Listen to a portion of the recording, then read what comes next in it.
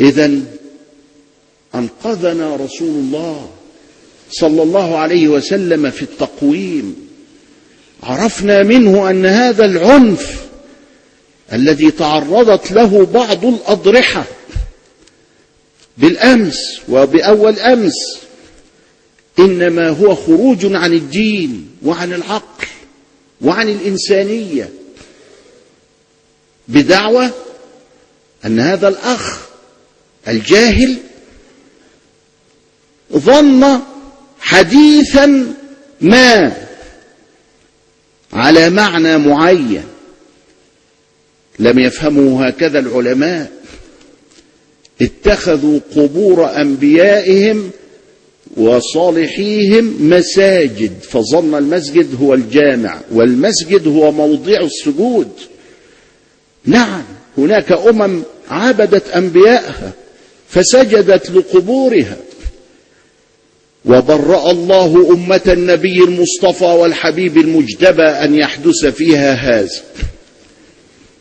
رأينا من المسلمين من يضل بل ويخرج عن ربقة الإسلام والمسلمين، بعضهم عبد الحاكم الفاطمي، بعضهم عبد البهاء، بعضهم عبد متألهين آخرين. ليس هناك واحد فقط عبد محمدا. أليست هذه معجزة؟ كان يمكن أن يقال إن المسلمين معصومون. لا أبدا، ليسوا معصومين، لكن الله عصم النبي صلى الله عليه وسلم من أن يعبد. لماذا؟ لأنه دعا وقال اللهم لا تجعل قبري وثنا يعبد، فاستجاب الله له. معجزة.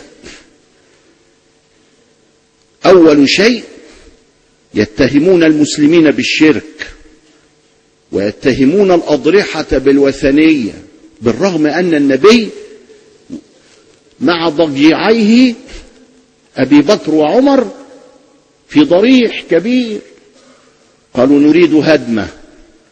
اخرس، قطع الله لسانك ويدك ورجليك.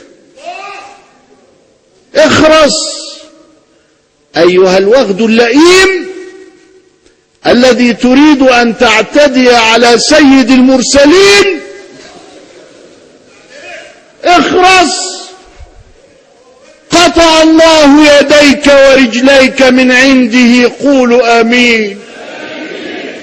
حسبنا الله ونعم الوكيل.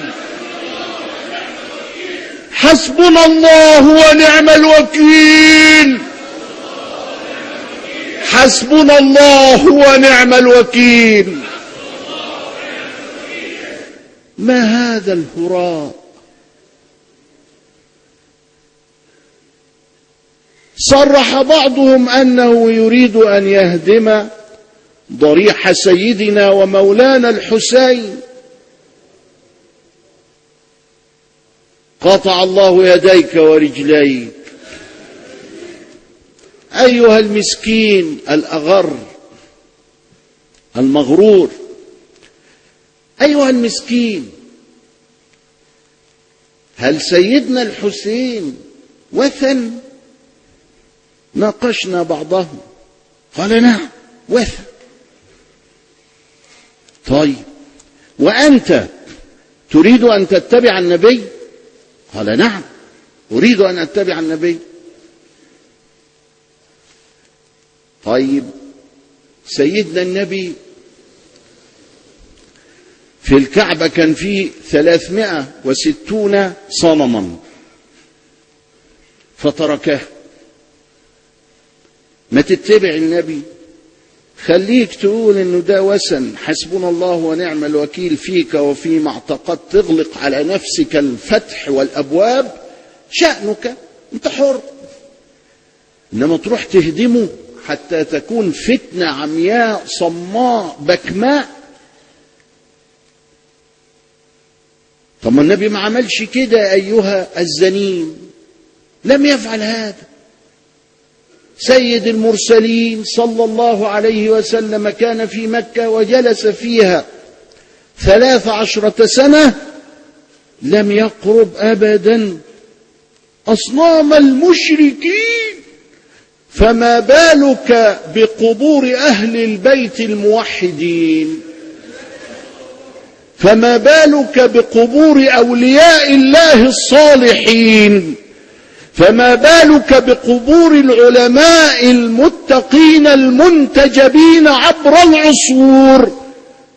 هذا عمى قلب وسوء فهم وتشويه للإسلام ودعوة إلى الغلو.